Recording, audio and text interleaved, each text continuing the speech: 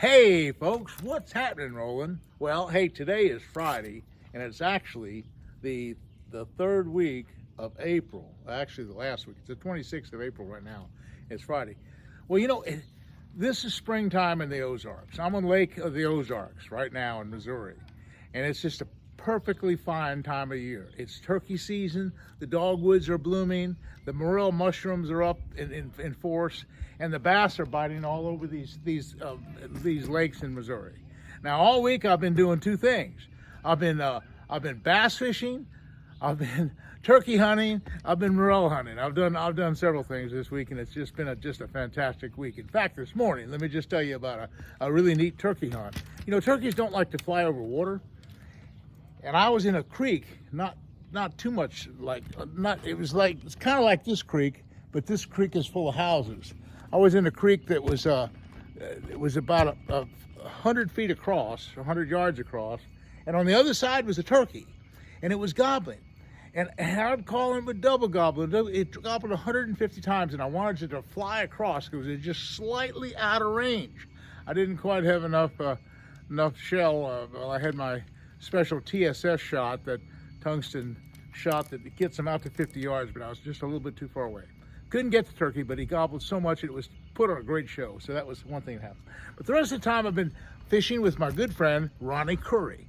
Now Ronnie Curry is an Ozark buddy of mine. He's a friend of Johnny Morris's with the Bass Pro Shop, and I met Ronnie in 1980. And I started coming down to these Ozark lakes, Bull Shoals Lake, Table Rock Lake, here at the Lake of the Ozarks in 1980. In fact, I shot my first turkey in 1980 here on Lake of the Ozarks. And then in 81, I started fishing and hunting down there with Ronnie and Johnny and all around Bull Shoals. Well, anyway, it's just been a fantastic 43 years of Ozark hunting and fishing. It's my vacation for the year, being here in the Ozarks. Beautiful, beautiful time. Well, anyway, here's some of the lures that I was really working with this year. Okay, much like Florida, these trick worms and Cinco type of worms and tube worms and stuff like this, like we have in Florida, like we have here in the Ozarks. This is just a standard worm.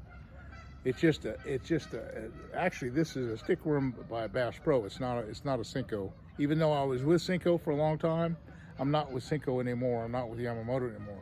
So I'm using Bass Pro Shop products for the most part. But anyway, the green pumpkin is still a good color.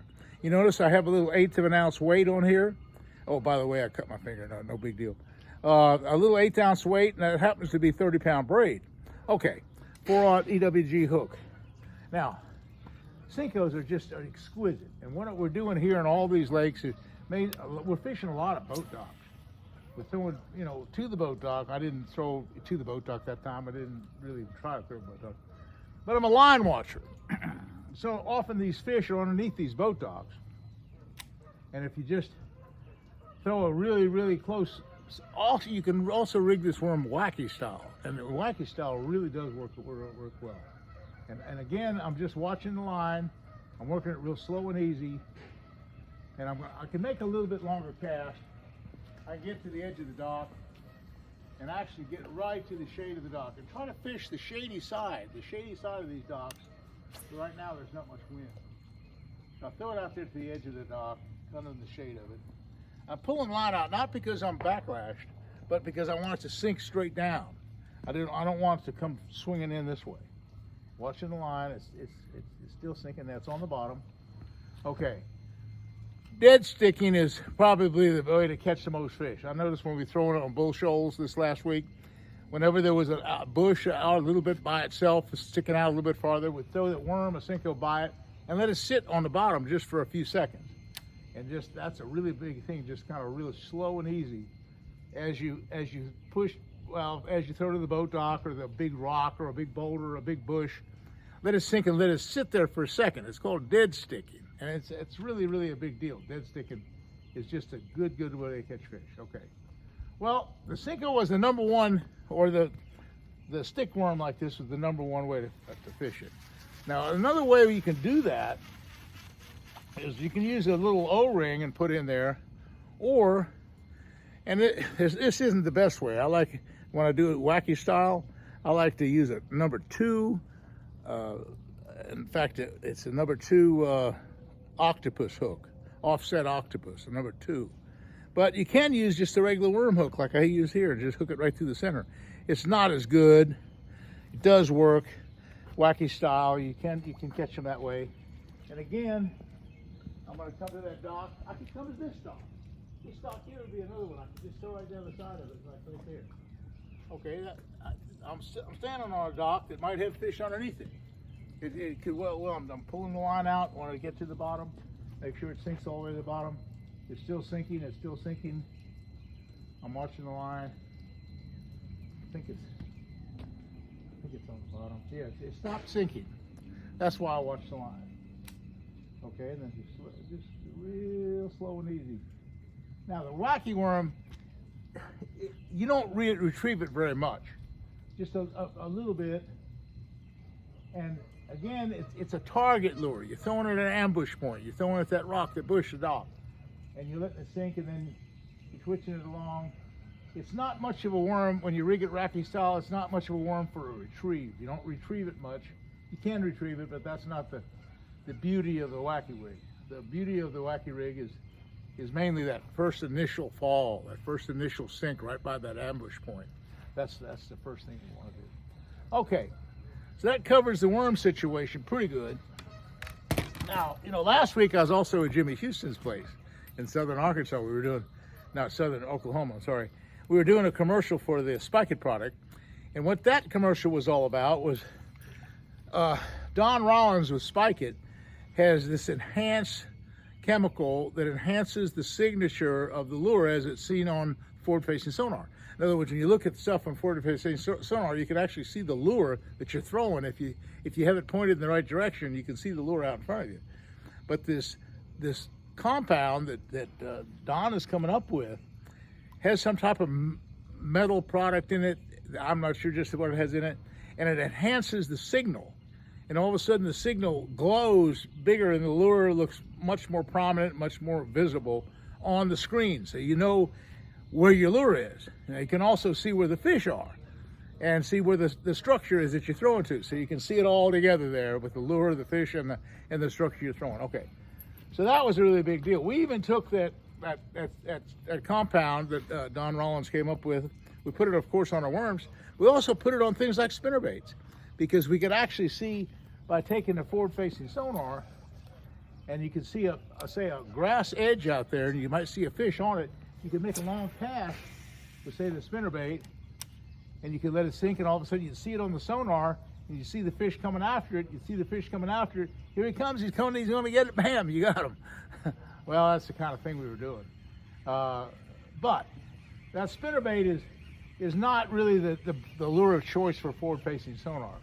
I like a spinnerbait, and I like this Redman spinnerbait because it's Jimmy Houston's spinnerbait. I like it because mainly it's compact, it throws really well, and it's a half ounce, and it just throws a mile. And I can just throw it. I can throw it all the way to the bank right there, just all the way in. See that? I'm up right on the bank. Okay, I can really come out. Oh, what I have, son? Look at that! Look at that! Look at that! I got a fish. I got a fish, son. I got a fish. I didn't know I was going to catch a bass. I caught a bass. I sure did. Look at this guy. Now we're talking. I better quit while I'm ahead. Quit while I'm ahead. Nah, nice little bass. That's crazy. Here I am just showing you the kind of lure we're throwing, what kind of lure we're using, and a nice little largemouth. Here on many of these Ozark lakes, the limit, they might have to be 15 inches. I'm not going to, I don't think it might be 15. I'm not sure. But anyway, it's a really nice bass. Whether or not I can catch another one or not, I don't know. I'm gonna quit while I'm ahead on that lure. But you notice what I did? I just threw it right up shallow and kind of buzzed it on the top. It makes a wake. If you can see the lure on the top of the water, it runs so straight and true. You notice it's just so good. I'm gonna make one more cast and just see what happens. Just one more cast. I don't know. That was pretty lucky. Get that one. Pretty lucky deal. I'm gonna quit while I'm ahead, okay. But that was a big deal, throwing, see, I'm a power fisherman. I prefer to throw a spinnerbait or flip a jig or something heavy, throwing a square-bill crankbait on a target. I prefer to do that than anything. That's my number one deal. So spinnerbait's right up my alley. You notice I'm throwing it on 50-pound braid. This is the favorite rod and reel combination, and it's another thing. Now here's the other lure that's kind of really doing well down in Florida. It's doing it well all over the country, and that is the Jackhammer series ChatterBait.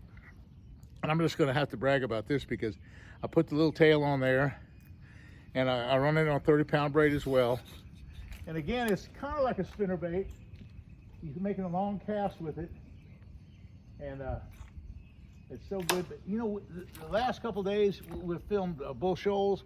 We've caught double limits of bass both days. We were with Mark Sanders the other day, and we not only caught that, but we threw the Alabama rig as well and caught some big striped bass, some white bass, and all three species of bass. We caught smallmouth, largemouth, and spotted bass all together, and that we did that 2 days in a row. So it's been quite a deal. I'm gonna throw this all the way to the bank. Well, no, I didn't quite do it to the bank. I didn't make it to the bank. I had the thing, I didn't have it adjusted right. Let's throw it to the bank. Okay. Throw it to the bank this time. It's much like a spinnerbait. Nice long cast right to the bank. And again, the ChatterBait is just golden. And you notice it has a great vibration of the rod tip, and if you look at the rod tip, the rod tip's just humming. It's hard to see. It's just vibrating real crazy. Anyway, that's been a really good deal.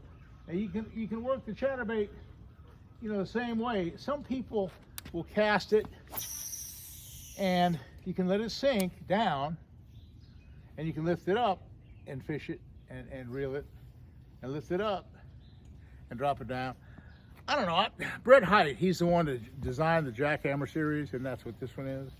And Brett just mainly just throws it on 17-pound fluorocarbon, and he throws it with about a 7-foot medium action rod, and he mainly just reels it. He stops it every once in a while, but he mainly just reels it. But a lot of people throw it too fast, so that's an issue in itself. Well, anyway, folks, that kind of covers my favorite lures right now, and it covers just a fantastic week of both hunting and fishing here in the Ozarks of Missouri. It's my vacation week. So, folks, if you get a chance to get around the mid part of Missouri and hit these White River chain of lakes, hit the Lake of the Ozarks, I think you'll find some of the finest hunting and fishing known to man, and particularly in the springtime when the dogwoods and the morel mushrooms are up. It's just a wonderful time to enjoy the Ozark Mountains. So we'll see you again soon. Hey, listen, hit that likes button. All my O'Reilly people and my Bass Pro Shop people will really go crazy. Of course, there's my favorite people and all my Spike It products. And of course, don't forget frog togs. That's another. I had to wear frog togs this morning. It was raining. Anyway, folks, we'll see you again soon. And hey, thanks for watching.